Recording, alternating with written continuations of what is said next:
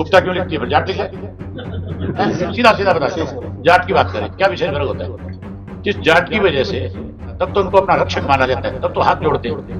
जब मेडल जीत करके आते हैं तब फिर उनका सम्मान करते हैं। जाट मेजोरिटी में वहां आप जाओ उस गांव में और पूछो किसी से भी कि इन जाटों ने कभी तुम्हारे साथ कोई जाति। इंद्रजीत हरियाणा और पंजाब के बॉर्डर जो है सील किए जा रहे हैं किसान कैसे?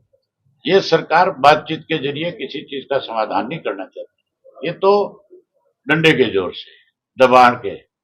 लेकिन जब दिल्ली के जंतर मंतर के ऊपर नौजवान देश का इकट्ठा होकर के आया, उसने हर आदमी को ये बात समझा दी कि तुम्हारे अपने राइट्स है, तुम्हारे अपने अधिकार हैं, आप को कोई लाठी और डंडे से दबा नहीं सकता। उन बच्चों को भी दबाने की कोशिश करी, उन पे भी आंसू गैस छोड़ी गई थी, उन पे भी अत्याचार करने की कोशिश करी थी। आखिर धर्मेंद्र प्रधान को जाना पड़ा कि नहीं जाना पड़ा? मुझे लगता है आने वाले अगले 4-6 महीने में देश में ऐसे हालात पैदा हो सकते हैं कि मोदी को भी जाना पड़े। सर, राव इंद्रजीत के जो बयानबाजी को किस तरीके से देखते हैं? उन्होंने कहा है कि ये बीजेपी का अंदरूनी मामला है, उन्हीं से पूछो बीजेपी वालों से।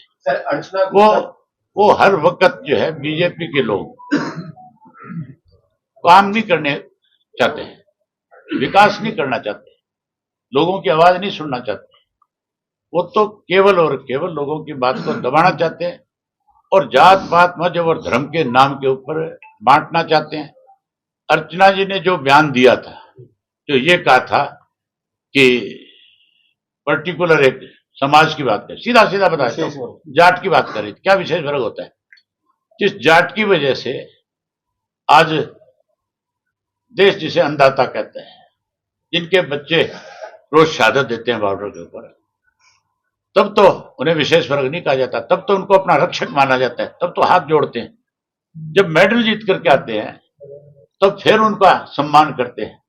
तुम्हें अगर हमारे विशेष वर्ग से इतनी वो है, परहेज है, तो फिर तुम खुल करके क्यों नहीं नाम लेते? वो अपने समाज के लोगों को बांटना चाहती है, वो हमें टारगेट नहीं कर रही।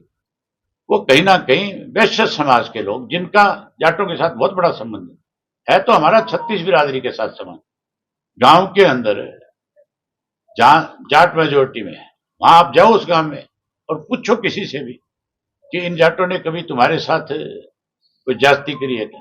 वो लोग सामने से खड़े होकर के ये कहेंगे कि हमारे घर में अगर किसी भी किस्म का दुख हुआ, सबसे पहले जाट का परिवार आकर के हमारे साथ खड़ा हुआ और उसने हमारे साथ अंतिम समय तक खड़े होकर के हमारी मदद करी। इसी के साथ सर एक बयान, ये जो इस तरह की बयानबाजी हो रही है, इस तरह की भाषाएं बोली जा रही है, ये अब नई शुरुआत नहीं है बीजेपी की। इन्होंने 2014 में शुरू करी थी राजकुमार सैनी को लेकर के।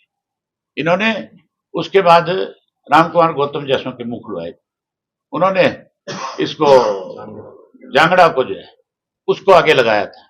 ऐसे बहुत से लोगों से इन्होंने इस तरह की बयानबाजी करवाई है, पर लोगों ने उनको सलटा दिया, निपटा दिया। आने वाले समय में इस बीजेपी को निपटा देंगे। वो कह रही है कि मैं खुद जो है जाटों की बेटी हूँ। कौन? इस तरीके से बयान दे, गुप्ता क्यों लिखती है, फिर जाट लिख ले। जाटों की बेटी है तो लिख जाट। मुझे कोई पूछे कि अबे सिंह कौन है, मैं खुल के कहता हूँ कि मेरा जन्म जाट के घर में हुआ।